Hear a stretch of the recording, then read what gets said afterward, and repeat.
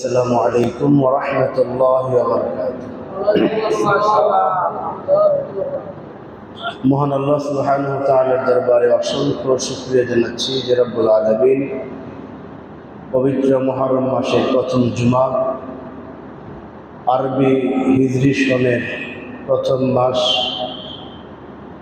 আরবি নববর্ষ মুহররম মাসের আজকের প্রথম জুমাতে আপনাকে আমাকে দুনিয়ার সকল কাজকর্মকে পিছনে ফেলে রেখে সালাতুল জুমা আদায় করার উদ্দেশ্যে আল্লাহ তাআলার ঘরে এসে বসার তৌফিক দিয়েছেন।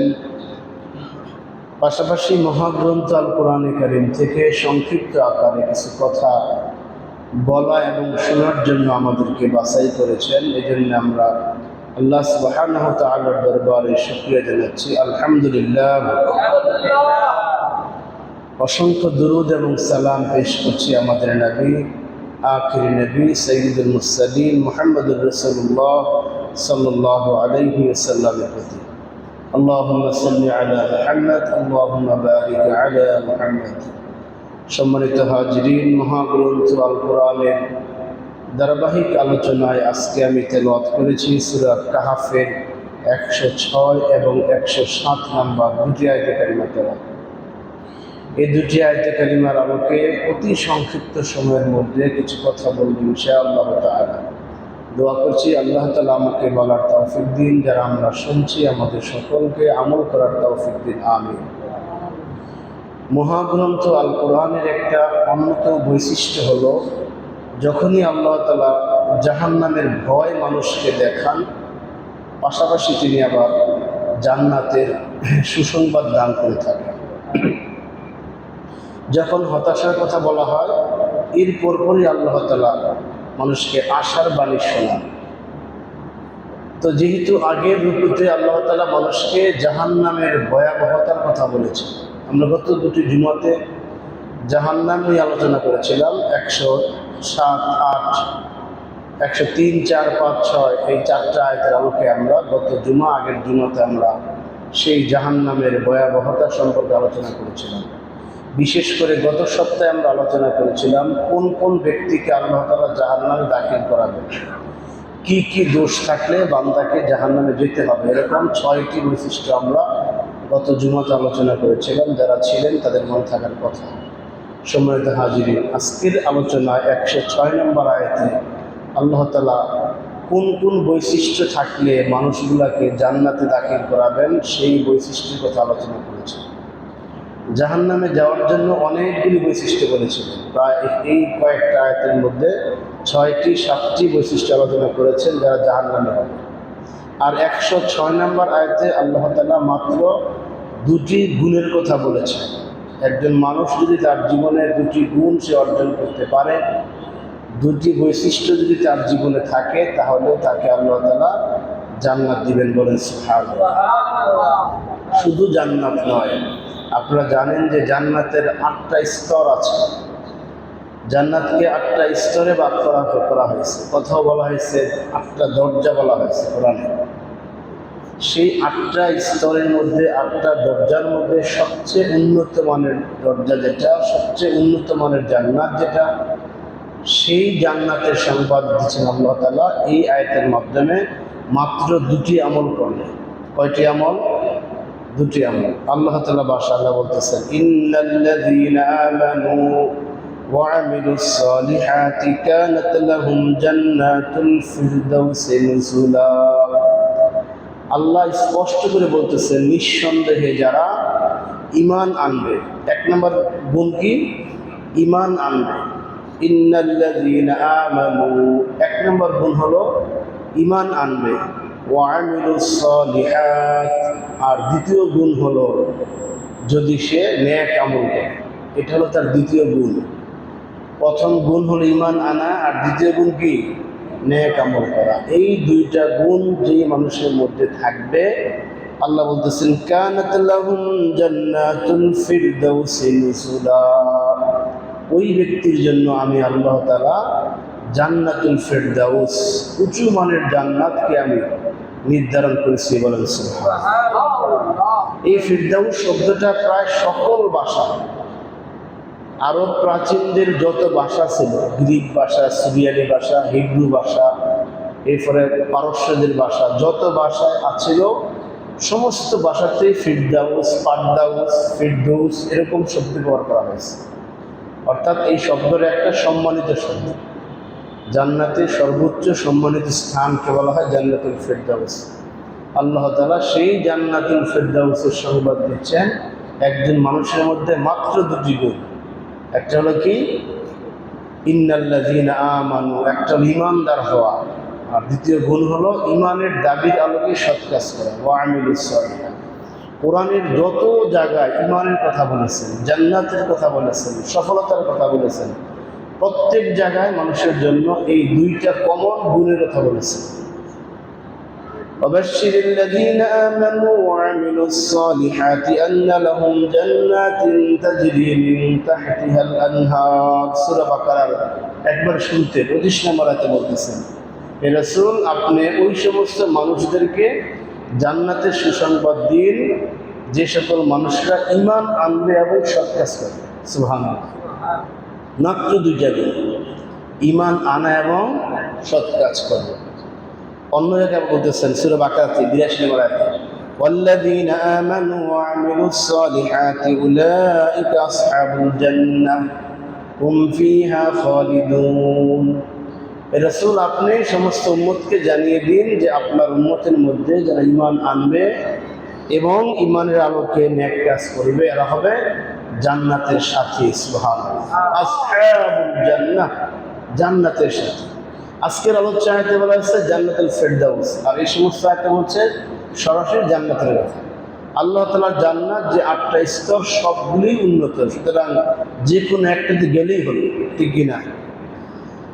অন্য জায়গায় বলতেছেন ওয়াল্লাযীনা আমানু ওয়া আমিলুস সালিহাত, নিশ্চয় যারা ঈমান আনবে এবং নেক কাজ করবে। সূরা নিসার 57 নম্বর আয়াত, সানুদখিলুহুম জান্নাতুন তাজরি মিন তাহতিহাল আনহার, তাকে আমি অবশ্যই, আল্লাহ এখানে তাগিদ দিয়ে বলতেছেন সানাদখুলুহুম, অবশ্যই তাদেরকে আমি জান্নাতে প্রবেশ করাবো। সুবহানাল্লাহ। কোনো সন্দেহ নাই। আল্লাহ তাআলা কোরআনে এগুলো ওয়াদা আমাদের সাথে ওয়াদা কি, যে আল্লাহ আমরা যদি সৎ কাজ করি জান্নাত দিবে। আল্লাহ তাআলা কি ওয়াদা খেলাপ করেন? নাউযুবিল্লাহ। ইন্নাল্লাহা লা ইউখলিফুল মিআদ, কোরআনে বহু জায়গায় আছে, হাদিসে পরতে আছে যে আল্লাহ তাআলা তার বান্দার সাথে কৃত কোনো ওয়াদাকে তিনি বরখেলাপ করবেন না। ওয়ামান আসদাকু মিনাল্লাহি কিলা, আল্লাহর চাইতে সত্য কথা বলতে পারে আর কেউ নাই। সুবহানাল্লাহ। আল্লাহর কথা হলো সবচেয়ে বিশুদ্ধ, সবচেয়ে খাঁটি। সুতরাং যদি আমাদের মধ্যে এই দুইটি গুণ চলে আসে তাহলে আমরা জান্নাতে যেতে পারবো। আলহামদুলিল্লাহ বলেন সবাই। এই দুইটি গুণ অর্জন করা আমাদের নৈতিক দায়িত্ব। এই দুইটি গুণ যদি আমরা অর্জন না করতে পারি, ঈমানদার যদি আমরা না হতে পারি, আল্লাহর বেহেশতে যাওয়া যাবে না। ঈমানদার না হলে আমরা দুনিয়ায় যা কিছু করতেছি সব ফাও যাবে। এই কষ্ট করে নামাজ পড়তেছেন, কষ্ট করে রোজা রাখতেছেন, কষ্ট করে হজ করে আসলেন, দান খরচ করতেছেন, যাকাত দিচ্ছেন, আরো অনেক আল্লাহর হুকুম পালন করছেন, কিন্তু যদি ঈমানদার না হয় তাহলে সেই আমলগুলি কোনো কাজে আসা যাবে না। আমরা আজকে আলোচনা করব যেই ঈমানদার হলে জান্নাতে যাওয়া যাবে সেই ঈমানদার কাকে বলে। একেবারে সিম্পল দুটি গুণ, একটা কি ঈমান আনা, দ্বিতীয়টা কি করা, সৎ কাজ করা। ঈমান আনা এবং সৎ কাজ করা, এই কথাগুলি মনে রাখতে হবে আমাদেরকে। এবার আসুন যে আমরা ঈমান কি জিনিস একটু আলোচনা করি, যে ঈমানের বিনিময়ে আমরা জান্নাত পাবো, যে জান্নাতটা বিশাল, হুম ফিহা খালিদুন, আল্লাহ বলতেছেন চিরকাল সেখানে থাকবে। আর আজকের আয়াতে আসছে, পরবর্তী আয়াতে, যে খালিদিনা ফিহা লা ইয়াবগুনা আনহা হিওয়ালা, সেখানে চিরকালের জন্য সে ডুববে, সেখান থেকে আর বের হইতে তার মন চাইবে না। সুবহানাল্লাহ। পৃথিবীতে আমরা যত জায়গায়তেই যাই, যত জায়গায় যাই না কেন, সেখানে আমরা বেশি কয়েকদিন থাকতে চাই না। আমাদের সবচেয়ে প্রাণের প্রিয় জায়গা মক্কা মদিনা, কিন্তু আমরা হজ করতে গেলে, উমরা করতে গেলে নির্ধারিত কার্যক্রম শেষ হয়ে যায়, তখন কত তাড়াতাড়ি বাড়িতে ফিরে আসবো এমন একটা চিন্তা থাকে না? থাকে। কোথাও বেড়াইতে গেলে, ঘুরতে গেলে, সফরে গেলে, আপনি যেখানে আছেন তার চেয়ে উন্নত মানের জায়গায় আছেন, তারপরে কিছুদিন যাওয়ার পর সেখান থেকে আসতে মনে চায়। তো আল্লাহ তাআলা বলতেছেন না, জান্নাত এমন একটা জায়গা সেখান থেকে লা ইয়াবগুনা আনহা হিওয়াবা, সেখান থেকে বের হতে কেউ চাবে না। সুবহানাল্লাহ। সেই জান্নাতে যাওয়ার জন্য প্রথম যে বৈশিষ্ট্য ইমানদার হওয়া, ইমানের শাখা হলো 70-এর বেশি। সুবহানাল্লাহ। আপনার জীবনে আমার জীবনে 70-এর বেশি, এবং অন্যান্য হাদিস দ্বারা আসছে শাখা হলো 77টি। কয়টি? 77টি। যেমন হুজুর পাক সাল্লাল্লাহু আলাইহি ওয়াসাল্লাম বলেন, আন আবি হুরায়রা রাদিয়াল্লাহু তাআলা আনহু قال قال رسول الله صلى الله عليه وسلم الإيمان بضع وسبعون شعبة। ইমানের শাখা হচ্ছে 70টি। হাদিসে আসছে কি? 70টি। ফাফজালুহা কাউলু লা ইলাহা ইল্লাল্লাহ। এই 70টি শাখার মধ্যে সবচেয়ে উৎকৃষ্ট কথা হলো লা ইলাহা ইল্লাল্লাহ। এটা হলো সবচেয়ে উৎকৃষ্ট কথা। যে ব্যক্তি এই কথাকে বিশ্বাস করবে, এই কথার উপর আমল করবে, এই কথার উপর যে ব্যক্তি সারা জীবন কাটাবে, জীবনের সব কিছু হবে এই কথার ভিত্তিতে, এই কথার আলোকে জীবনের সব কিছু চলবে, ওই ব্যক্তি হলেন ইমানের প্রথম স্তরে আছে। আর একেবারে শেষ স্তর হলো ওয়াদনাহা ইমাতাতুত আযা আনিত তরিক ওয়াল হায়াউ শু'বাতুম মিনাল ঈমান।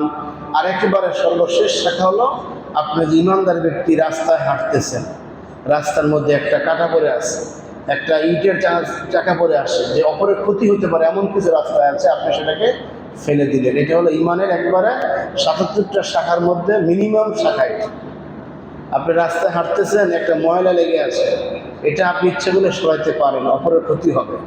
এটা আপনি যদি সরাই দেন তাহলে বুঝতে হবে আপনার মধ্যে ন্যূনতম ইমানটা আছে। কিন্তু এই কাজটাও অনেকে করে না, সে তার বায়ে চলে যায়। বুঝতে হবে তার মধ্যে এই মিনিমাম ইমানটুকু নাই। কথা বুঝতে পারছে কিনা? আল হায়া, হাদিসের শেষে বলছেন আল হায়াউ শু'বাতুম মিনাল ঈমান। লজ্জা থাকাটা একটা ইমানের অংশ। যার মধ্যে যত বেশি লজ্জা, তার ইমান তত ভারী। যার মধ্যে লজ্জা কম, তার ইমান তত হালকা। যার মধ্যে একবার লজ্জা নাই, তার মধ্যে ইমান নাই। নাউজুবিল্লাহ বলেন। এই জন্য লজ্জাহীন বেফাহের যারা, বুঝতে হবে তাদের মধ্যে কি নাই? ইমান নাই। এই 70টি শাখা এবং আরও যে 7টি শাখা, এই 70 এবং 7, এই 77টি শাখা ইমানের গুণে যারা গুণান্বিত হতে পারবে, তাদের জন্যই হলো এই জান্নাতের সংবাদ। সুবহানাল্লাহ। ওয়া আমিলুস সালিহাত ইন্নাল্লাযিনা আমানু। আমরা শুধু ঈমানদার কারা, তাদের গুণগুলি আলোচনা করতেছি। আমরা মক্তবে ছোটকালে একটা কালমা আমরা পড়ছি, 5 কালমার একটা কালমা হলো ইমানে মুফাসসাল। পড়ছি না সবাই? এখানে ইমানের মৌলিক 7টি গুণের কথা বলা হয়েছে। আরকানুল ইমান, ইমানের মৌলিক 7টি গুণ এখানে বলা হয়েছে। আর বাকি 70টি হলো তার শাখা প্রশাখা। একটা গাছ আপনি ধরতে পারেন, কালিমাতুন শাজারাতুন তাইয়্যিবাতুন বলা হয়েছে সূরা ইউসুফের মধ্যে। আল্লাহ বলতেছেন সূরা ইউনূসের মধ্যে, যেটা হলো একটা কালিমাতুন তাইয়্যিবাতুন কাশাজারাতুন, যে কালেমায়ে তাইয়্যিবা হলো একটা গাছ, যে লা ইলাহা ইল্লাল্লাহ বললাম, এটা একটা গাছ আপনি ধরেন। এই গাছের প্রধান হলো 7টা শাখা। ওই প্রত্যেকটা 7টা শাখা থেকে, প্রতি শাখা থেকে আরো 10টা বের হয়ে এই হলো 70 আর 7, কথা হলো 77। এই 7টি ঢালের মধ্যে প্রধান যে শাখা, এই 7টি শাখা আমরা পড়েছি মক্তবে। আমানতু বিল্লাহি ওয়া মালাইকাতিহি ওয়া কুতুবিহি ওয়া রুসুলিহি ওয়াল ইয়াউমিল আখির ওয়াল কদরি খাইরিহি ওয়া শাররিহি মিনাল্লাহি তাআলা ওয়াল বা'সি বা'দাল মাউত। পড়ছি কিনা আমরা? সকলেই জানি। এখানে ইমানের 7টি মৌলিক কথা বলা হয়েছে, যে মূল শাখা। এই আল্লাহকে প্রথম ইমান হলো আমানতু বিল্লাহ। প্রথম ইমান কি? আল্লাহকে বিশ্বাস। এটা হলো ইমানের 1 নম্বর অংশ। তিনি আমাদের স্রষ্টা। আমাদের স্রষ্টাকে আল্লাহ, তিনি আমাদের রব, অর্থাৎ লালন পালনকারী। তার করুণায়, তার লালন পালনের অধীনে আমরা প্রতিটি মুহূর্ত অতিবাহিত করছি। আমরা তার গোলাম, আমরা তার দাস। প্রতিটা মুহূর্তে আমরা তার গোলামি করতে হবে। সূরা ফাতিহার মধ্যে আমরা কিন্তু এই ঘোষণা দেই, ইয়্যাকা না'বুদু, বলি কিনা আমরা? সূরা ফাতিহা ছাড়া নামাজ হবে? কোনো নামাজ হবে না। লা সালাতা ইল্লা ফাতিহাতুল কিতাব, কোনো নামাজ হবে না এই সূরা ফাতিহা ছাড়া। এই সূরা ফাতিহার একটা অন্যতম আয়াত হলো, এবং রাসূল পাক সাল্লাল্লাহু আলাইহি সাল্লাম তিনি যে জীবনের অধিকাংশ একটা অংশ, অর্থাৎ বুঝ হওয়ার পর থেকে মানুষের যে তৎকালীন আরবের যে সমাজ ব্যবস্থা ছিল, মানুষ যে গুমরাহের পথে যাচ্ছিল, তার সারা জীবনের একটা চাওয়া ছিল, আল্লাহ তুমি আমাকে এমন একটা পথ বাতলিয়ে দাও যেই পথের মাধ্যমে আমি এই গোটা ভ্রান্ত গুমরাহী মানুষগুলাকে সঠিক পথে নিয়ে আসতে পারি। এমন একটা তার সারা জীবনের স্বপ্ন, নবুয়ত পাওয়ার আগে তার সারা জীবনের একটা স্বপ্ন ছিল। সেই স্বপ্নটা আল্লাহ তাআলা এখানে ব্যক্ত করেছেন, ইয়্যাকা না'বুদু ওয়া ইয়্যাকা নাস্তাঈন, যে আল্লাহ আমরা আপনার দাস, আমরা আপনার দাসত্ব করি।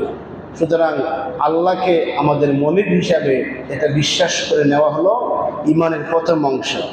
ইয়া আইয়ুহান নাসু উ'বুদু রাব্বাকুমুল্লাযী খালাকাকুম ওয়াল্লাযীনা মিন ক্বাবলিকুম লা'আল্লাকুম তাত্তাকুন। সূরা বাকারার একবারে শুরুতেই 21-22 নম্বর আয়াতে আল্লাহ তাআলা গোটা মানব জাতিকে আহ্বান করছেন, যেহেতু তোমরা আমার দাস, আমি তোমাদের মনিব, সুতরাং আমাকে বিশ্বাস যদি করে থাকো তাহলে আমার বিশ্বাসের প্রথম বাস্তবায়ন হবে তোমরা আমার দাসত্ব করো। বলেন সুবহানাল্লাহ। শুধুমাত্র আমরা মেনে নিলাম যে আল্লাহ এক, আল্লাহকে মানি, তিনি আমাদের রব, আমরা তার দাস, তিনি আমাদের স্রষ্টা, আমরা তার সৃষ্টি, আমরা তার অধীনে আছি, প্রতি মুহূর্তে তার করুণায় বাঁচতেছি, এটা শুধু মুখে মুখে বললেই কি দায়িত্ব আদায় হবে? দায়িত্ব আদায় হবে না। আল্লাহ বলতেছেন, ইয়া আইয়ুহান নাসু উ'বুদু রাব্বাকুমুল্লাযী খালাকাকুম, হে মানব মণ্ডলীরা, তোমরা তোমাদের সেই রবের দাসত্ব করো যেই রবকে তোমরা তোমাদের স্রষ্টা বলে জানো, যে রবকে তোমরা তোমাদের রাজ্জাক বলে জানো, যেই রবকে তোমরা তোমাদের লালন পালনকারী হিসেবে জানো, সেই রবের দাসত্ব করো। অন্য আয়াতে আসছে, ইয়া আইয়ুহাল্লাযীনা আমানু রকাউ ওয়াসজুদু ওয়া'বুদু রাব্বাকুম। ঈমানদার হওয়ার পরেও যারা আল্লাহর দাসত্ব করে না, তাদের ব্যাপারে বক্তব্য যে আল্লাহকে বিশ্বাস করে, আল্লাহ একজন আছেন, তিনি স্রষ্টা, তার অধীনে আমরা আছি, এই সমস্ত মানার পরও যারা আল্লাহর দাসত্ব করে না, এদেরকে আল্লাহ বলতেছেন, ইয়া আইয়ুহাল্লাযীনা আমানু রকাউ, হে ঈমানদাররা রুকু করো, ওয়াসজুদু সিজদা করো, ওয়া'বুদু রাব্বাকুম, তোমার রবের দাসত্ব করো, ওয়া'বুদু রাব্বাকুম ওয়া'বুদু রাব্বাকুম ওয়াফআলুল খায়র, এবং ভালো ভালো কাজ করো, লাআল্লাকুম তুফলিহুন, আশা করা যায় তোমাদের জীবনের সফলতা আসবে। সফলতা কি? জান্নাতুল ফেরদাউস। সফলতা কি? জান্নাতুল ফেরদাউস। আমাদের আজকের আলোচ্য বিষয় হলো জান্নাতুল ফেরদাউসে যাওয়ার জন্য যে দুইটা গুণ, তার প্রথম গুণ হলো ইন্নাল্লাযীনা আমানু, যারা ঈমানদার। ঈমানদার কারা? এই ঈমানদারের পরিচয় আল্লাহ তাআলা বলতেছেন, তারা ঈমানদার যারা ওয়া'বুদু, রবের দাসত্ব করে, ওয়াসজুদু, রবকে সিজদা করে, ওয়াফআলুল খায়রা, এবং ভালো কাজ। সুতরাং যদি আমরা তার আদেশটাই সারা জীবন মানতে পারি, তার আদেশের অধীনে থাকতে পারি, তাহলে ঈমানদার বলে আমরা পরিচয় দিতে পারব। আল্লাহ সূরা ইউসুফ সহ সূরা ইউসুফের 2 জায়গায়, সূরা আনআমের 1 জায়গায়, আরো কয়েক জায়গায় বলেছেন, ইনিল হুকমু ইল্লা লিল্লাহ, আল্লাহর হুকুম ছাড়া তোমার জীবনে কারো হুকুম তুমি বাস্তবায়ন করতে পারবে না। কথা বুঝে আসছে কিনা? তুমি যে আল্লাহকে বিশ্বাস করছো, এটা তুমি ঘোষণা দিচ্ছ, সুতরাং সেই বিশ্বাসের আলোকে তোমার জীবনের যত অ্যাক্টিভিটিস হবে, যত কার্যক্রম হবে, সবগুলি কার্যক্রমের মাধ্যমে একমাত্র আল্লাহর আইন মানতে হবে। আল্লাহর এই আইন মানতে গিয়ে তোমার জীবনে যত কষ্ট হয়, সেই কষ্ট তোমাকে স্বীকার করতে হবে। তোমার জীবনে যত আইন আল্লাহ দিয়েছেন, যেহেতু তুমি আল্লাহকে রব বলে স্বীকার করেছো, রব শব্দের একটা অর্থ হলো আইনদাতা, বিধানদাতা। ইনিল হুকমু ইল্লা লিল্লাহ, আল্লাহর হুকুম ছাড়া বান্দা আর জীবনে কারো হুকুম মানতে পারবে না। তার ব্যক্তি জীবন, তার পারিবারিক জীবন, সামাজিক জীবন, রাষ্ট্রীয় জীবন, অর্থনৈতিক জীবন, ব্যবসা নীতি, শ্রম নীতি, সামাজিক নীতি, যত জীবনের যত দিক এবং বিভাগ রয়েছে, এই সমস্ত দিক এবং বিভাগে আল্লাহকে মানার নাম হলো আমানতু বিল্লাহ। কথা মনে আছে কিনা? যদি এটা আপনি মানতে পারেন, সুম্মা ইসতাকামু, এবং সেখানে আপনি স্থির থাকতে পারেন, তখন আল্লাহ বলেন তার জন্য হলো জান্নাতুল ফিরদাউস নুজুলা, তার জন্য আমি আল্লাহ তাআলা জান্নাতুল ফিরদাউস হিসাবে গ্রহণ করে আমি সেটাকে রেখেছি। এই আল্লাহর আইন ছাড়া পৃথিবীতে, আল্লাহর বিধান ছাড়া পৃথিবীতে আমরা যত বিধান যত আইন পালন করব না কেন, আল্লাহ বলেন সবগুলি বাতিল। বলেন নাউজুবিল্লাহ। সমাজতন্ত্রবাদে যত আইন আছে সবগুলো বাতিল, জাতীয়তাবাদে যত আইন আছে সবগুলো বাতিল, ধর্ম নিরপেক্ষতার মধ্যে যত আইন আছে সবগুলো বাতিল। এরকম মানব রচিত যত বিধান হুকুম কায়েম করা হয়েছে সবগুলো কি বাতিল। কার দৃষ্টিতে? আল্লাহর দৃষ্টিতে, যদি আপনি আল্লাহকে আমানতু বিল্লাহ হিসেবে গ্রহণ করে থাকেন।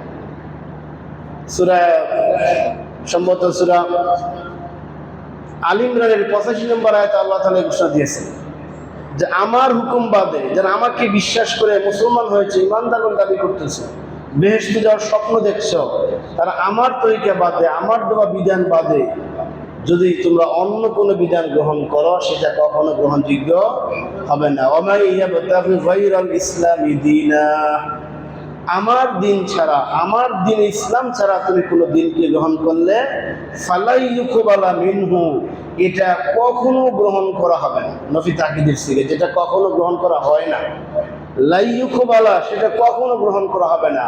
ওয়া হুয়া ফিল আখিরাতি মিনাল খাসিরিন, জান্নাতুল ফেরদাউসে যাওয়া তো দূরের কথা, সে আখিরাতে হবে সবচেয়ে বেশি ক্ষতিগ্রস্ত। বলেন নাউজুবিল্লাহ। আপনি আমি আমানতু বিল্লাহ বলেছি, আবার জীবনের কাজের মধ্যে আল্লাহর আইনের বিপরীত আইন চালু করছি, আল্লাহর আইনের বিপরীতে আমরা চলছি, বেহেশতে যাওয়া তো দূরের কথা, কি হবে? আমরা ক্ষতিগ্রস্তের মধ্যে অন্তর্ভুক্ত হব। এই জন্য একজন মানুষ, কথা বলতে গেলে অনেক কথা বলা যাবে, সময় সংক্ষিপ্ত। এই জন্য একজন মানুষ আইনদাতা হিসেবে মানতে হবে কাকে? আল্লাহকে।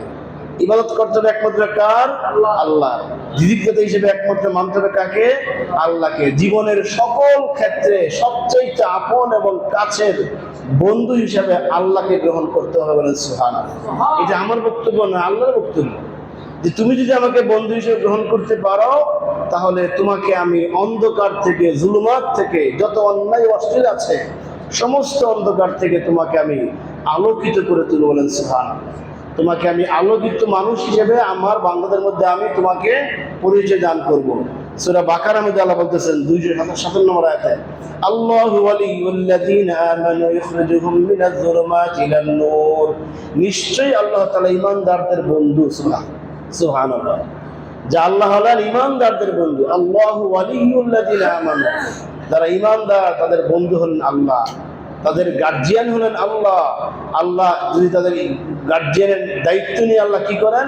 ইখরিজুহুম মিনাজ যুলুমাতি ইলান নূর, সেই বান্দা যত অন্যায়ের মধ্যে থাকুক না কেন, যত অশ্লীল কাজের মধ্যে থাকুক না কেন, যত অন্ধকারের মধ্যে থাকুক না কেন, আল্লাহ তাআলা তাকে সেখান থেকে বের করে নিয়ে এসে আলোর সন্ধান দিয়ে থাকেন। বলেন সুবহানাল্লাহ। এই জন্য আমানতু বিল্লাহ এই প্রাথমিক কথা এটিকে মানে শেষ করছি, যে আল্লাহকে আমরা যে আমানতু বিল্লাহ বললাম ইমানে মুফাসসালের মাধ্যমে, যে আমরা ইমানের যে মৌলিক 7টি গুণ, এই 7টি গুণের প্রথম গুণ হলো আমি আল্লাহকে মেনে নিয়েছি। এটা বলার অর্থ হলো আল্লাহ যত বিধান দিয়েছেন সমস্ত বিধানগুলি আমাদের জীবনে বাস্তবায়ন করা। আল্লাহ তাআলা যা কিছু হারাম করেছেন সমস্ত হারাম থেকে বাঁচা। আল্লাহকে স্বীকার করে নিলাম, আবার আল্লাহর বিধান পালন করলাম না, আল্লাহ যা হারাম করলেন তাও করলাম, তাহলে এই স্বীকৃতি দেওয়ার মাধ্যমে আমি একজন ইমানদার হয়েছি এটা প্রমাণিত হয় না। এই জন্যে ওই যে হাদিসটা আম্মা আয়েশা রাদিয়াল্লাহু তাআলা আনহা থেকে বর্ণিত, তিনি বলেছেন আল ঈমানু ইকরার বিল লিসান, ঈমানের সংজ্ঞা হলো মুখে সে স্বীকার করবে যে আমানতু বিল্লাহ, অতাসদিক বিল জিনান অথবা অতাসদিক বিল কলব, সেটা অন্তরের মধ্যে বদ্ধমূল রাখা, যে আমার অন্তরে একমাত্র আল্লাহ ছাড়া আর কেউ নাই, আমার অন্তরে একমাত্র আল্লাহর বিধানটাই বলবৎ আছে। এবং সেটা হলো ও আমল বিল আরকান, কাজের মাধ্যমে সেটাকে বাস্তবায়ন করে দেওয়া। এই তিনটার সমন্বয়ে যদি আমরা আমাদের আল্লাহকে বিশ্বাস করতে পারি, তাহলে কে হয় কবরে যাওয়ার পর যখন প্রথম প্রশ্ন করা হয় মান রব্বুকা, তোমার রব কে?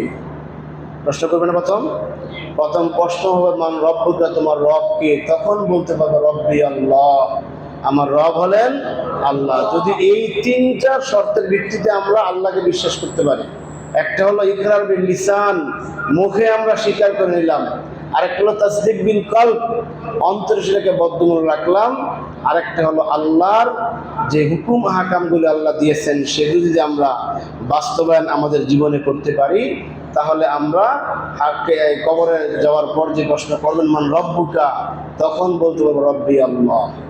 নতুবা আমরা তখন ভুলে যাব, তখন কিচ্ছু মন থাকবে না।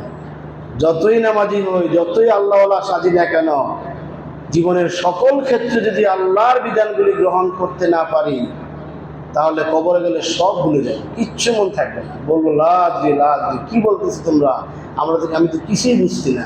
কারণ ফেরেশতার ভাষা হবে কি, আরবি ভাষা হবে। আমরা তো বাঙালি মানুষ, বাংলা ভাষার কথা বলি আমরা, তখন তারা আরবিতে কথা বলবে। আর আল্লাহকে যদি তার এই মৌখিকভাবে স্বীকারের মাধ্যমে, অন্তরে বিশ্বাসের মাধ্যমে, কাজের বাস্তবায়নের মাধ্যমে যদি আল্লাহকে কেউ বিশ্বাস করে, অটোমেটিকলি কবরে যাওয়ার পর যে ভাষা হবে সেই ভাষা বান্দা বুঝতে পারে। সুবহানাল্লাহ। দ্বিতীয় বিষয় ওয়াল মালাইকাতি, আল্লাহ তাআলা যত ফেরেশতা সৃষ্টি করেছেন এই সমস্ত ফেরেশতার প্রতি বিশ্বাস রাখা।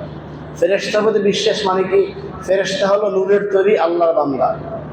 এরা আল্লাহ এদেরকে পুরুষও করেন নাই, নারীও করেন নাই। মানবিক যত চাহিদা আছে, যত দুর্বলতা আছে, মানবিক যত দোষ গুণ আছে, এরকম সমস্ত দোষ গুণের ঊর্ধ্বে হলো ফেরেশতারা। তারা আল্লাহর যাবতীয় হুকুম হাকাম মানতেছেন। আল্লাহ যাকে যেই কাজে নিয়োজিত করেছেন তারা সেই কাজ করতেছে। যেমন আল্লাহ তাআলা দুইজন ফেরেশতাকে আমাদের দুই কাঁধে রেখে দিয়েছেন, কিরামান কাতিবিনা ইয়ালামুনা মা তাফআলুন। আল্লাহ বলেন সূরা ইনফিতারের মধ্যে যে সম্মানিত দুইজন ফেরেশতা তোমাদের সাথে আছে, ইয়ালামুনা মা তাফআলুন ইয়াকতুবুনা মা তা'মালুন। তোমরা যা কিছু করো সব লিখে রাখতেছেন, যা কিছু করো তারা সব জানেন, বলেন সুবহানাল্লাহ। এই বিশ্বাসটা ওই আগের শর্তে, মুখে স্বীকার করা, অন্তরে বিশ্বাস রাখা, এবং এই দুইজন ফেরেশতা লিখতেছেন এই চিন্তা করে কোনো অন্যায় কাজ না করা। কথা বুঝে আসছে কিনা? এই ফেরেশতাদেরকে আল্লাহ তাআলা সৃষ্টি করেছেন, এই ফেরেশতাকে আল্লাহ তাআলা রেখেছেন আমাদের জান কবজ করার জন্য। আমরা জীবনে যা কিছু করতেছি সব কিছু লিখে আল্লাহর দরবারে হাজির করার জন্য আল্লাহ তাআলা এই ফেরেশতাকে রেখেছেন। কুল ইন্নাল মাউতাল্লাযী তাফিররুনা মিনহু ফাইন্নাহু মুলাকীকুম সুম্মা তুরাদ্দুনা ইলা আলিমিল গায়বি ওয়াশ শাহাদা। আল্লাহ বলতেছেন সূরা জুমার 9 নম্বর আয়াত 8 নম্বর আয়াত আল্লাহ বলতেছেন যে হে রাসূল, আপনি আপনার উম্মতকে জানিয়ে দেন যে তোমরা যে মৃত্যু থেকে পলায়ন করার চেষ্টা করছো, সেই মৃত্যু তোমাদের সাক্ষাৎ লাভ করবেই। আর সেই মৃত্যুর যে ফেরেশতা রয়েছে, সেই ফেরেশতা ওই দুইজন ফেরেশতারা যা লিখেছেন এই সমস্ত আমলনামাগুলি তুরাদ্দুনা ইলা আলিমিল গায়ব, সেই আলিমুল গায়ব যিনি আছেন, যাকে আমানতু বিল্লাহ আল্লাহকে মেনে নিয়েছিলাম, সেই আল্লাহর দরবারে এই আমলনামাগুলি হাজির করবেন। বিশ্বাস হয় কিনা? কথা বলেন। এই যে বিশ্বাস, এটা হলো ফেরেশতাদের প্রতি বিশ্বাস স্থাপন করা। এই জন্য এটা অত্যন্ত গুরুত্বপূর্ণ একটা বিষয়। আপনারা খেয়াল করবেন যে হাদিসে এবং এই কালমার মধ্যে যত জায়গায় ইমানের কথা বলা হয়েছে, ইমানের সংজ্ঞা দেওয়া হয়েছে, আল্লাহর পরবর্তী পর্যায়ে ফেরেশতাদের প্রতি ইমান আনাকে আল্লাহ এখানে উল্লেখ করেছেন। আমানতু বিল্লাহি ওয়া মালাইকাতিহি। প্রথম হলো আল্লাহর প্রতি বিশ্বাস, পরবর্তী হলো ফেরেশতার প্রতি বিশ্বাস। সুতরাং তাদের গুরুত্ব, অনেক গুরুত্ব। ইহুদিরা ফেরেশতাদেরকে বিশ্বাস করে না। এই ইহুদিরা একদল আছে যারা ফেরেশতাদেরকে বলেন যে তারা আল্লাহর কন্যা, বলেন নাউজুবিল্লাহ। এরা আল্লাহর সাথে ফেরেশতাদেরকে সমকক্ষ মনে করেন, কিন্তু আমরা বলি না, ফেরেশতারা হলেন আল্লাহর সৃষ্টি একটা বান্দা, এই জন্য আল্লাহর পরেই তাদের স্থান। সম্মানিত হাজিরিন, সময় সংক্ষিপ্ততার কারণে এই বিষয়ে আমরা আর বেশি কথা বলতে পারছি না। 3 নম্বর যে আমাদের ইমানের মৌলিক যে রুকন আরকান বলা হয়েছে 7টি, সেই 3 নম্বর বিষয় হলো ওয়া কুতুবিহি। আল্লাহ তাআলা যত কিতাব নাযিল করেছেন, আপনারা জানেন যে আদম আলাইহিস সালাম থেকে শুরু করে মুহাম্মদ রাসূলুল্লাহ সাল্লাল্লাহু আলাইহি সাল্লাম পর্যন্ত আল্লাহ তাআলা এই যে অসংখ্য নবী রাসূল সৃষ্টি করেছেন, এই অসংখ্য নবী রাসূলের মাধ্যমে আল্লাহ তাআলা 104 খানা আসমান কিতাব দিয়েছেন। মানুষগুলি যখনই আল্লাহর হুকুম থেকে গাফিল হয়ে যেত, আল্লাহকে ভুলে যেত, শয়তানের অনুসরণ করত, বিভিন্ন দেবদেবী কল্পিত রচনা করে তাদের পূজা করত, তখনই আল্লাহ তাআলা ওই জাতিকে সঠিক পথের সন্ধান দেখাবার জন্য আল্লাহ তাআলা বিভিন্ন নবী রাসূলকে প্রেরণ করতেন। আর ওই নবী রাসূলদেরকে আল্লাহ তাআলা কিতাব দিতেন। এই যে আমানতু বিল্লাহি ওয়া মালাইকাতিহি ওয়া কুতুবিহি ওয়া রুসুলিহি, 3 হলো কিতাবের প্রতি বিশ্বাস, 4 হলো রসুলদের প্রতি বিশ্বাস। এই দুইটার সাথে সম্পৃক্ত এটাই যে আল্লাহ তাআলা 313 জনকে গোটা পৃথিবীতে আদম আলাইহিস সালাম থেকে শুরু করে মুহাম্মদুর রাসূলুল্লাহ সাল্লাল্লাহু আলাইহি ওয়াসাল্লাম পর্যন্ত 313 জনকে রিসালাতের দায়িত্ব দিয়েছেন, অর্থাৎ কিতাব দিয়েছেন, তাদের সাথে নতুন শরিয়া দিয়েছেন। আর বাকিদেরকে আল্লাহ তাআলা নতুন কোনো শরিয়া দেন নাই। পূর্ববর্তী যে রাসূলগুলি ছিলেন তাদের শরীয়তের অনুযায়ী দাওয়াতি কাজ করার জন্য, মানুষকে সঠিক পথে নিয়ে আসার জন্য যে নবুয়তির দায়িত্ব দিয়েছিলেন তারা ছিলেন নবী, আর রাসূল ছিলেন তাদেরকে আল্লাহ তাআলা এই কিতাব দিয়েছেন। এরকম কিতাবের সংখ্যা হলো 104 খানা। কয়টি? 104টি। এর মধ্যে আমরা উল্লেখযোগ্য 4টি কিতাবের নাম জানি। যেমন তাওরাত কিতাব, এটা নাজিল হয়েছিল মূসা আলাইহিস সালামকে আল্লাহ দিয়েছিলেন, এটা ভাষা ছিল হিব্রু ভাষা। এরপরে জাবুর দিয়েছিলেন হযরত দাউদ আলাইহিস সালামকে, এর ভাষা হিব্রু ভাষা ছিল। এরপরে ইনজিল দিয়েছেন হযরত ঈসা আলাইহিস সালামকে, এর ভাষা ছিল গ্রিক ভাষা। এরপরে আল্লাহ তাআলা কোরআন দিলেন আমাদের জন্য মুহাম্মদুর রাসূলুল্লাহ সাল্লাল্লাহু আলাইহি সাল্লামকে, এর ভাষা হলো আরবি ভাষা। এই যে 4খানা প্রধান প্রধান কিতাব আছে, এই সমস্ত কিতাবগুলোতে আমরা বিশ্বাস করি। সূরা বাকারার একবারে শুরুতে আল্লাহ তাআলা আমাদেরকে সে বিষয়টা দৃষ্টি আকর্ষণ করেছেন। যারা ঈমানদার হিসাবে জান্নাতুল ফেরদাউসে যেতে চাও, তাদের 3 নাম্বার গুণ হবে ওয়াল্লাযীনা ইউমিনুনা বিমা উনজিলা ইলাইকা ওয়া মা উনজিলা মিন ক্বাবলিক, যে আমি মুহাম্মদ সাল্লাল্লাহু আলাইহি সাল্লামকে যে কিতাব দিয়েছি কোরআন, সেই কোরআনকে বিশ্বাস করবে এবং তার পূর্ববর্তী যে কিতাবগুলি ছিল সেই কিতাবগুলিকেও বিশ্বাস করবে। আমরা বিশ্বাস করি যে কোরআন আল্লাহর কিতাব, তাওরাত আল্লাহর কিতাব, জাবুর আল্লাহর কিতাব, ইনজিল আল্লাহর কিতাব। কিন্তু ইহুদি খ্রিস্টানরা তাদেরটা ছাড়া বাকি একটাও তারা বিশ্বাস করে না, বলেন নাউযুবিল্লাহ। আমরা বিশ্বাস করি সবগুলি আল্লাহর কিতাব এবং হাদিসের মাধ্যমে অন্যান্য যে সহিফাগুলি আছে, আরো 100 খানা সহিফাগুলি আল্লাহ তাআলা দিয়েছেন, ছোট ছোট কিতাব দিয়েছেন, সেগুলি আল্লাহর কিতাব আমরা বিশ্বাস করি। কিন্তু ইহুদি নাসারা, অর্থাৎ ইহুদিরা খ্রিস্টানরা, তারা তাদের তাওরাত এবং ইনজিল জাবুর ছাড়া অন্য তারা মানতে রাজি নয়। তবে এই ব্যাপারে শেষ কথা হলো, আমরা বিশ্বাস করি ইনজিলকে, তাওরাতকে, জাবুরকে, কোরআনকে, কিন্তু সর্বশেষ যেহেতু কোরআন এবং কোরআন আসার কারণে পিছনের সমস্ত ইনজিলের, সমস্ত তাওরাতের, সমস্ত জাবুরের নীতিগুলি বাতিল এবং রহিত হয়ে গেছে, এই জন্য সেই তাওরাত এবং ইনজিলের কোনো বিধানকে এখন আর মানা যাবে না। কোরআনের বিপরীতে কোরআনের সাংঘর্ষিক তাওরাত যে বিধানগুলি আছে মানা যাবে না, আবার তাওরাতে আছে, কোরআনেও আছে, সেগুলি মানতে হবে। আল্লাহ তাআলা আমাদেরকে বুঝার তৌফিক দিন। এরপরে 4 নাম্বার যেটা বলছিলাম যে নবীদের বিশ্বাস করা, অরুসুলিহি, আমরা সমস্ত নবীদেরকে বিশ্বাস করি। আদম আলাইহিস সালাম থেকে শুরু করে মুহাম্মদুর রাসূলুল্লাহ সাল্লাল্লাহু আলাইহি সাল্লাম পর্যন্ত যে লক্ষাধিক নবী রাসূল আল্লাহ তাআলা পৃথিবীতে প্রেরণ করেছেন, আমরা বলি কি আমানার রাসূলু বিমা উনজিলা ইলাইহি মির রাব্বিহি, যে রবের পক্ষ থেকে যত রাসূল এসেছে আমরা সমস্ত রাসূলকে বিশ্বাস করি। কুল্লুন আমানা বিল্লাহি ওয়া মালাইকাতিহি ওয়া কুতুবিহি ওয়া রুসুলিহি লা নুফাররিকু বাইনা আহাদিন মির রুসুলি, আমরা কোন রাসূলকে পার্থক্য আমরা করি না। তিলকার রুসুলু ফাদ্দালনা বা'দুহুম আলা বা'দ, এই আয়াতের ভিত্তিতে আল্লাহ তাআলা যেই নবীকে যেই মর্যাদা দিয়েছেন, আমরা ওই মর্যাদার আলোকে প্রত্যেক নবীকে আমরা মানি, বিশ্বাস করি এবং তাদেরকে আমরা শ্রদ্ধা ভক্তি করি এবং তাদেরকে আমরা নিষ্পাপ মাসুম হিসেবে জানি, বলেন সুবহানাল্লাহ। এর ব্যতিক্রম আমরা জানি না। আমরা জানি সবাই আল্লাহর পক্ষ থেকে দিয়েছেন, সবাইকে আল্লাহ তাআলা যার যার ইচ্ছা অনুযায়ী মর্যাদা দিয়েছেন, আমরাও সেই মতে বিশ্বাসী। কিন্তু ইহুদি মুশরিকরা, নাসারা মানতে রাজি না। ওয়াকালাতিল ইয়াহুদু লাইসাতিন নাসারা আলা শাইইন, যারা খ্রিস্টান, যারা ইহুদি ছিল, তারা বলতো ওয়াকালাতিল ইয়াহুদু লাইসাতিন নাসারা আলা শাইইন, যে খ্রিস্টানরা কোন ধর্মের উপর প্রতিষ্ঠিত নয়, বলেন নাউযুবিল্লাহ, যে আমাদেরটাই সঠিক, তাদেরটা কোনো ধর্ম নয়।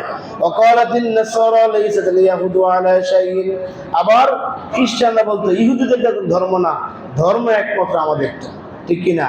আর আমরা বলি কি লা নুফাররিকু বাইনা আহাদিন মির রুসুলি ওয়া নাহনু লাহু মুসলিমুন, যেহেতু আমরা মুসলমান, আমরা আল্লাহকে মেনে নিয়েছি, তাই আল্লাহ যেই নবীকে, যেই কিতাবকে যে মর্যাদা দিয়েছেন, আমরা সেই কিতাব এবং সেই মর্যাদায় বিশ্বাস।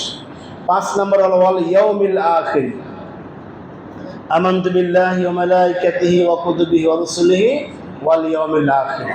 আমি কিন্তু আলোচনা করছি সেই আলোচনা যেই বৈশিষ্ট্যগুলি আমাদের মধ্যে আসলে কানাত লাহুম জান্নাতুল ফিরদাউস নুজুলা, তাদের জন্য জান্নাতুল ফিরদাউস নির্ধারণ করা হয়েছে।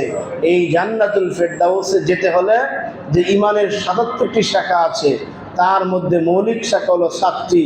সেই ৭টি মৌলিক শাখার মধ্যে পঞ্চম শাখা হলো ওয়াল ইয়াউমিল আখির, অর্থাৎ আখিরাতে বিশ্বাস করা।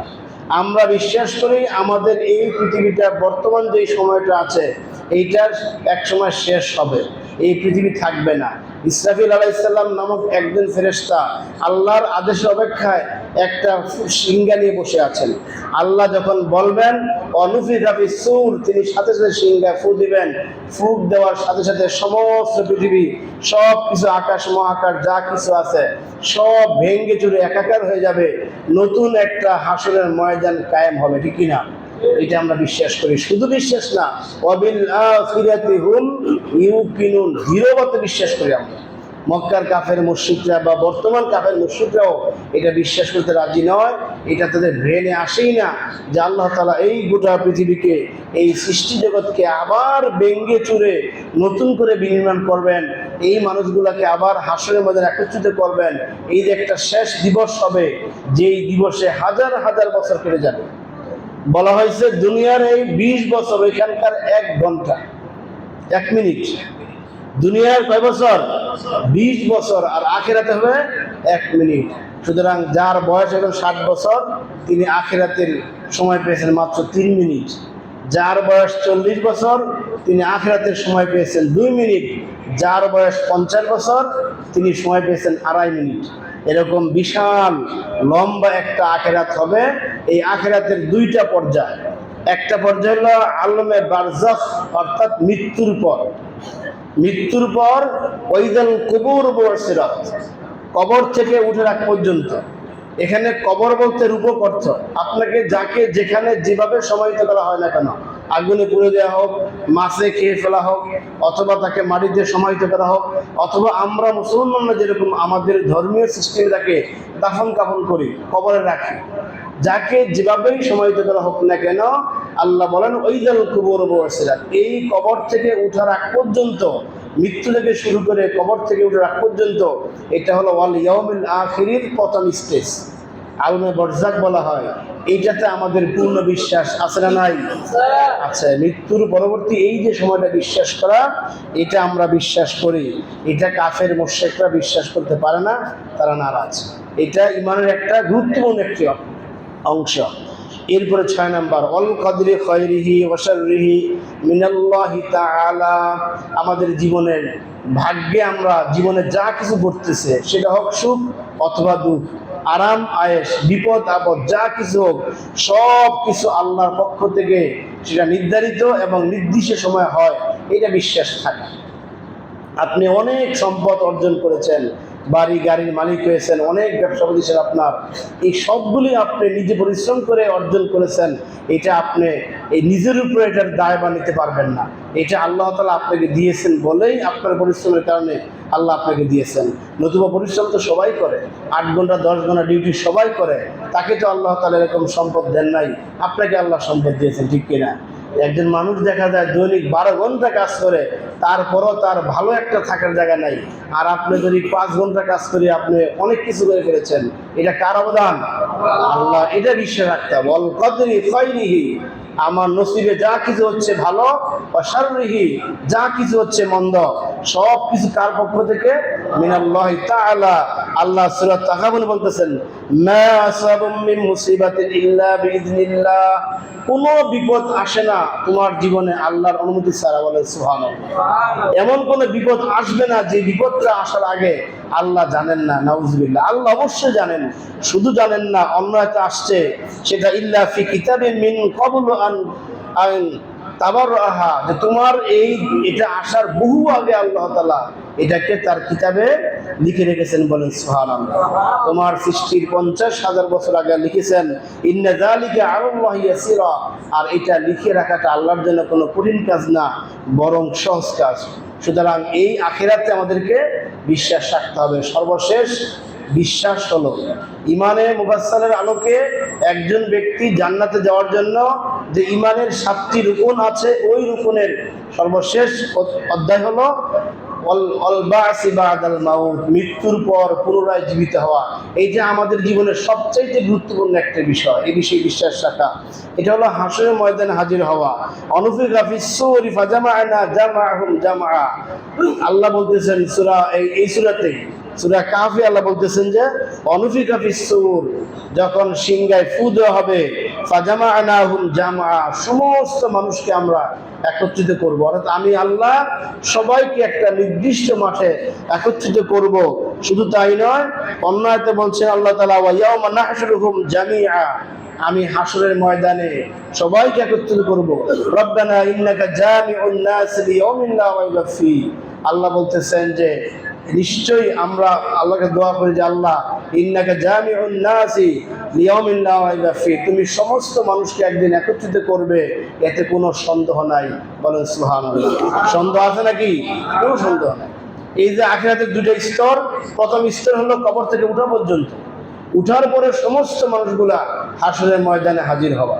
আমি গত আগের জুমাতে বলেছিলাম, জিব্রাইলকে আল্লাহ তাআলা বলবেন, জিব্রাইল তুমি দেখো এই আমার এই মাঠে যারা হাজির হয়েছে এর বাইরে আর কোথাও কেউ কোথাও লুকিয়ে আছে কিনা। জিব্রাইল বলবেন না, ওমা হুম আনহা বিগাইবিন, এখানে সবাই হাজির হয়েছেন, এখানে কেউ লুকায় রাখেন না, কেউ অন্য কোথাও লুকায়িত নেই, সবাই হাজির হয়েছেন। এই যে হাজির হওয়া, এটা হলো আল বাসি বাদাল মাউত, মৃত্যুর পর আবার উঠে যাওয়া। এইটা কাফেররা মানতে রাজি না। এটা কেমনে সম্ভব, তারা এরকম যুক্তি দেন, কিন্তু না, আল্লাহ বলেন আল্লাহর পক্ষে সব কিছু সহজ। বরং আল্লাহ বলবেন কুন ফায়াকুন, এই বলবেন হও, এটা বলার সাথে সাথে প্রত্যেকটা মানুষ তার জীবনের সর্বশেষ যে আকৃতি নিয়ে সে দাঁড়িয়েছে, সর্বশেষ আকৃতি নিয়ে যে সে মারা গেছে, ওই আকৃতি ওই সুরত নিয়ে হাসরের ময়দানে সে হাজির হয়ে বলেন সুবহানাল্লাহ। আর এই হাজির হওয়াটাই শেষ নয়, জীবন জিজ্ঞাসার সব জবাব সেখান দিতে হবে। আমল নামাগুলো ওই যে ফেরেশতারা আমাদের সাথে ছিলেন লিখে রেখেছেন, ফায়ুনাব্বিউকুম বিমা কুনতুম তা'মালুন, আল্লাহ বলেন তোমাদের এই সমস্ত আমল নামাগুলা ওই দিন তোমাদের হাতে ধরিয়ে দেওয়া হবে। ইকরা কিতাবাকা কাফা বিনাফসিকা ইয়াওমা আলাইকা হাসিবা, বলে দেওয়া হবে আজকে তুমি সেই কিতাব পড়ো, জবাব দাও এই অন্যায়গুলি কেন করছো, এই খারাপ কাজগুলি কেন করছো। তুমি একজন মুসলমান হিসেবে, ইমানদার হিসেবে আমি আল্লাহকে বিশ্বাস করেছিলে বটে, তারপরও কেন এই অন্যায় কাজগুলি করেছে, এরকম পাই টু পাই হিসাব আল্লাহর দরবারে দিতে হবে, ঠিক কিনা? পাই টু পাই একেবারে জাররা পরিমাণ, ওমা ইয়ামাল মিসকালা যাররাতিন খায়রান ইয়ারা শাররান ইয়ারা, একবারে খারাপ মন্দ এক বিন্দু পরিমাণ মন্দ কাজ করেছো, তার জবাব দাও। এই যে একটা অনুভূতি, এই অনুভূতির বিশ্বাস করার নাম হলো আল বাসি বাদাল মাউত, পুনরুত্থানের বিশ্বাস করা। শুধু আমরা হাজির হব, হাজির হয়ে শেষ, বেশি এরকম না। জীবনে যা কিছু করেছি সমস্ত কাজের জবাব দিতে হবে। এই জবাব দেওয়ার পর হয়তো জান্নাত অথবা জাহান্নাম, এই পুরোপুরি বিশ্বাস যদি আমরা করতে পারি, তাহলে ইন্নাল্লাযীনা আমানু, আমরা এইটুক হইলাম। এরপর ওয়ামিলুস সালিহ, আমি তো দুটি আয়াত তেলাওয়াত করেছি। একটি আয়াতের প্রথম শব্দ যে জান্নাতুল ফেরদাউসে যাওয়ার জন্য আল্লাহ তাআলা সিম্পল দুটি গুণ দিয়েছেন, সিম্পল দুটি বৈশিষ্ট্য দিয়েছেন। কি? ইন্নাল্লাযীনা আমানু, ইমানদার হলেন, ওয়া আমিলুস সালিহাত, নেক কাজ করলেন। এই দুইটা কাজ করলে কানাত লাহুম জান্নাতুল ফিরদাউস নুজুলা, আল্লাহ জান্নাত দিবেন। আমরা আজকে অতি সংক্ষিপ্ত আকারে ইমানদার কারা শুধুমাত্র ৭৭টি পয়েন্টের মধ্যে 7টা পয়েন্ট আলোচনা করলাম। আল্লাহ তাআলা এই 7টি পয়েন্টের আলোকে আমাদেরকে ইমানদার হওয়ার তৌফিক দিন, আমিন। সম্মানিত হাজিরিন, আজকে যেই মাসটি, এটা হলো মুহররম মাস। কি মাস? এই আরবি 1448 হিজরি চলছে এখন। এই আরবি বছরের প্রথম মাস কি? মুহররম মাস। এই মাসে 10 তারিখকে বলা হয় আশুরা। পৃথিবীর ইতিহাসে বহু ঘটনার সাক্ষী হলো ইয়াউম আশুরা। একেবারে পৃথিবীর সৃষ্টি শুরু থেকে পৃথিবী ধ্বংস হওয়া পর্যন্ত এর মাঝখানে আল্লাহ তাআলা অনেক ঘটনা ঘটিয়েছেন ইয়াউম আশুরাতে, এই 10 তারিখে। এই 10 তারিখকে কেন্দ্র করে আমরা 2টা রোজা রাখি। সেটা হলো আগামী শুক্রবার 10 তারিখ, 10ই মুহররম, আগামী জুমার দিন। এই 10 তারিখ, 9 তারিখ, 10 তারিখ, 11 তারিখ, এই 2 দিন আমরা রোজা রাখি। কেন? ইহুদিদের সাথে তো আমাদের যদি সাদৃশ্য না হয়। দেখেন আল্লাহ রাসূল সাল্লাল্লাহু আলাইহি ওয়াসাল্লাম যখন মদিনায় গেলেন হিজরত করে, তখন গিয়ে দেখলেন যে ইহুদিরা এই 10 তারিখ রোজা রাখেন। কি রাখেন? রোজা রাখেন 10 তারিখ। তখন জিজ্ঞেস করলেন যে কেন রোজা রাখে তারা? তারা বললেন যে, জবাব পাইলেন যে ইহুদিদের ধর্মগ্রন্থ তাওরাত কিতাব মুসা আলাইহিস সালামকে আল্লাহ তাআলা এই মুহররম মাসের 10 তারিখে দিয়েছেন। তারা ওইটার খুশিতে একদিন রোজা রাখে। কয়দিন? একদিন। রাসূলুল্লাহ পাক সাল্লাল্লাহু আলাইহি ওয়াসাল্লাম বললেন যে যেহেতু মুসা আলাইহিস সালাম আল্লাহর নবী, আমিও আল্লাহর নবী, তিনি আল্লাহর রাসূল, আমিও আল্লাহর রাসূল, সুতরাং তাদের চাইতে মহব্বতটা আমার বেশি, নাকি? এই জন্য আমি এখন থেকে যদি আগামী বছর হায়াত পাই, তাহলে আমি 2 দিন রোজা রাখবো। সুবহানাল্লাহ। 9-10 অথবা 10-11, আগামী বৃহস্পতিবার শুক্রবার অথবা শুক্রবার শনিবার। এটা ইহুদিদের সাদৃশ্যতা দূর করার জন্য এটা হচ্ছে। আর দেখেন আমরা তার উম্মত হইয়া ইহুদিদের সাথে আমাদের কত মিল। ইহুদিদের এই যে বর্তমান বিশ্বকাপ খেলা চলছে, এই খেলাকে কেন্দ্র করে আমরা মুসলমানরা বলি রাসূলের উম্মত, অথচ আমরা ইহুদিদের সাথে মিল রাখতে গিয়ে বাড়িতে বাড়িতে এখন তাদের পতাকা আছে না? তাদের পতাকার জার্সি পরে অনেকে মসজিদে আসে। আজকে যদি কোনো আল্লাহর বান্দায় জুমার নামাজে জার্সি পরে আসেন, দয়া করে বের হয়ে যান। আজকে দেখেন কারো গায়ে জার্সি আছে থাকলে বের করে দেন, এটা পাল্টায় আসেন। এটা পরে নামাজ হবে না, আমি সে ভূত দিচ্ছি না। আপনি যখন এটা পরে আসবেন, আপনি যেই দিনের সাপোর্টার, আপনাকে পছন্দ করে না, আরেকজন যখন দেখবে তাদের তো হিংসা আসবে। আসবে কি না? কথা বলেন। এই হিংসা নিয়ে নামাজের খারাপ নামাজ হবে না, হবে? দেখেন আমাদের আল্লাহ রাসূল কি করলেন, ইহুদিদের একটা আমল, ভালো আমল আল্লাহর জন্য করতেছেন রোজা, ওইটাকে তিনি মিল রাখলেন না, যে না তাদের সাথে আমাদের মিল হয় না, এই জন্য আমরা 2 দিন করলাম। অথচ আমাদের দেশে মুসলমানরা প্রত্যেকের বাড়িতে বাড়িতে এখন সেই পতাকা, জায়গা বেচে জমিন বেচে সেই পতাকা করতেছে। 100 পাউন্ড 150 পাউন্ড ওজনের কেক বানাচ্ছে, এরা একসাথে জড়ো হচ্ছে। এদের জন্য ভয়াবহ দুঃসংবাদ কিয়ামতের ময়দানে। আল্লাহ রাসূল স্পষ্ট হাদিস হলো, দুনিয়াতে যার সাথে যার ভালোবাসা, হাসর হবে তার সাথে। বিশ্বাস হয়? অবশ্যই বিশ্বাস করতে হবে। আপনি যদি আপনি এদেরকে ভালোবাসতে গিয়ে আপনি আল্লাহর কোন হুকুমকে বাদ দেন, নামাজকে বাদ দেন, বিভিন্ন আমলকে বাদ দিয়ে দেন, এদেরকে ভালোবাসতে গিয়ে হাসরের ময়দানে আপনাকে তাদের কাছে দাঁড়ালে তারা জাহান্নামী, আপনাকেও জাহান্নামে যেতে হবে। সুতরাং এই মুহররম মাসে থেকে আমাদের এই শিক্ষা নেওয়া দরকার যে এই মাসে আল্লাহ তাআলা পৃথিবীতে অনেক ঘটনা ঘটিয়েছেন।